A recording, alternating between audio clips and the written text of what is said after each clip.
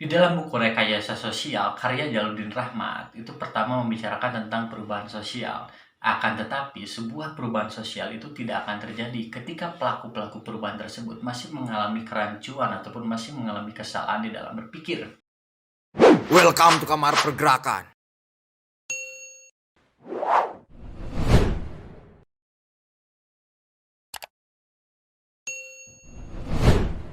Assalamualaikum warahmatullahi wabarakatuh. Kembali lagi di channel Kamar Pergerakan bersama saya Adrian Rizky Oktavianto. Dalam kesempatan kali ini, saya akan sedikit berbagi hasanah keilmuan mengenai 7 kesalahan berpikir menurut Jaludin Rahmat di dalam bukunya yang berjudul Rekayasa Sosial. Di dalam buku Rekayasa Sosial karya Jaludin Rahmat, itu pertama membicarakan tentang perubahan sosial. Akan tetapi, sebuah perubahan sosial itu tidak akan terjadi ketika pelaku-pelaku perubahan tersebut masih mengalami kerancuan ataupun masih mengalami kesalahan di dalam berpikir. Jaludin Rahmat menyebutkan ada 7 kesalahan berpikir. Di antaranya itu ada fallacy of dramatic instant, yang kedua itu ada fallacy of retrobasic determinism, yang ketiga itu ada fallacy of misplaced concreteness, yang keempat itu ada fallacy of circular reactioning, yang kelima itu ada fallacy of composition, yang keenam itu ada post hoc ergo propter hoc, dan yang ketujuh ataupun yang terakhir itu ada argumentum ad verecundiam. Nah, jadi di dalam kesempatan kali ini saya akan sedikit membahas 7 kesalahan berpikir menurut Jaludin Rahmat. Langsung saja ke pembahasan yang pertama, itu ada fallacy of dramatic instant. Nah, jadi fallacy of dramatic instant ini adalah sebuah tendensi daripada individu. Ketika individu tersebut berpikir, dia itu selalu mengumumkan sesuatu yang sifatnya khusus. Dan juga biasanya individu tersebut selalu menggunakan satu ataupun dua kasus untuk mendukung argumen yang sifatnya general tadi. Dan juga dia itu pasti memakai pengalaman pribadinya sebagai landasan untuk berpikir. Misalkan, saya ingin liburan ke kota A. Untuk menuju kota A tersebut, saya naik salah satu bus di sebuah terminal. Ketika naik bus tersebut, saya mengalami kecopetan. Hingga pada akhirnya, saya berpandangan ataupun saya berpikiran, mau naik bus manapun ataupun di semua bus itu pasti ada copet. Padahal kan sejatinya tidak seperti itu. Dikarenakan bisa saja saya kecopetan itu dikarenakan saya sedang apes ataupun sebuah kebetulan saja. Nah, jadi kurang lebihnya seperti itu mengenai fallacy of dramatic instant. Yang kedua itu ada fallacy of retrobasic determinism.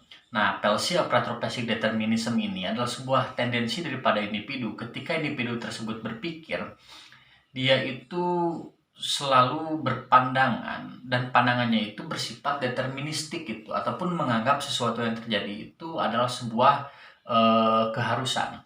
Misalkan di dalam masalah sosial, dia itu berpandangan bahwasannya masalah sosial tersebut terjadi karena yang memang dari zaman dulu pun masalah itu memang udah ada. Misalkan membicarakan tentang kemiskinan. Ya kemiskinan itu dari zaman dulu pun selalu ada. Lalu untuk apa kita berusaha untuk mengalahkan kemiskinan? Untuk apa kita berusaha untuk menjadi tidak miskin? Toh dari zaman dulu pun, misalkan dari zaman Fir'aun pun kemiskinan udah ada.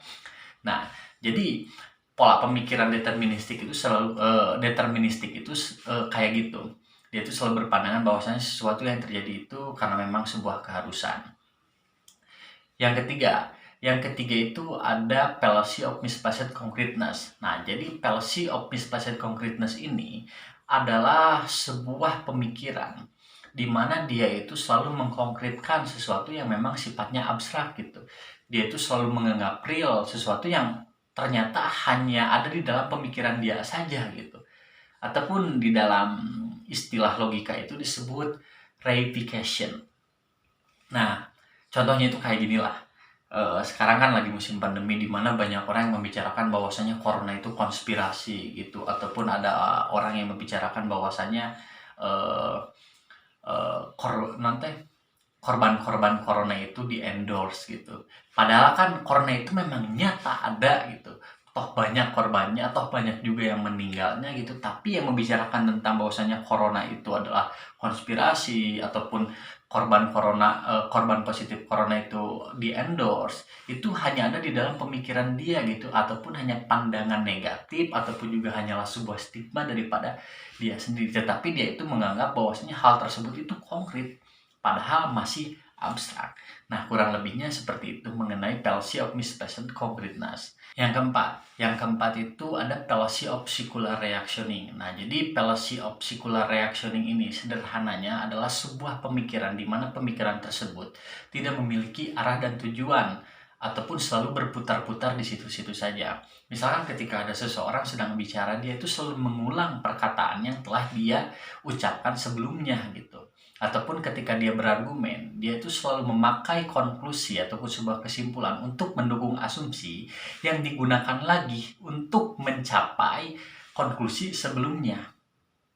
Jadi sederhananya seperti itulah, tidak memiliki pemikiran yang tidak memiliki arah dan tujuan hingga padanya selalu berputar-putar. Sederhananya mungkin seperti itu.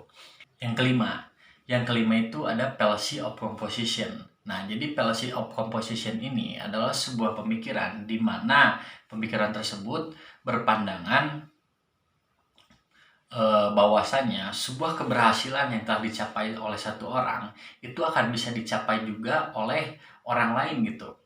Contohnya, misalkan saya itu sukses di dalam dunia YouTube hingga pada akhirnya orang-orang di sekitar saya pun berbondong-bondong untuk menjadi YouTuber dengan harapan sukses seperti saya.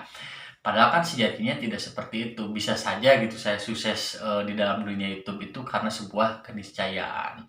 Bisa saja kan seperti itu. Nah, sederhananya daripada fallacy of composition itu seperti itu. Yang keenam ada post hoc ergo propter hoc. Nah, post hoc ergo propter hoc ini membicarakan tentang sebab akibat. Contohnya, ada sebuah organisasi di salah satu kota di Jawa Barat misalkan.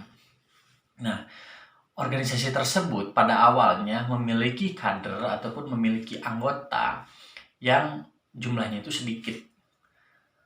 Tapi datanglah seseorang bernama A masuk ke organisasi tersebut. Setelah si A itu masuk ke organisasi tadi itu tiba-tiba memiliki banyak kader ataupun memiliki banyak anggota.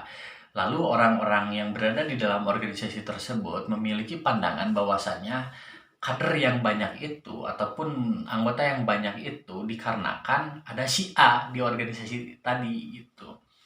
Yang ketujuh ataupun yang terakhir itu ada argumentum ad perecundiam. Nah, kesalahan berpikir seperti ini memang biasa kita temui, yaitu berargumen dengan menggunakan kekuasaan ataupun berargumen dengan menggunakan otoritas. Biasanya itu untuk mendukung kepentingan secara pribadi.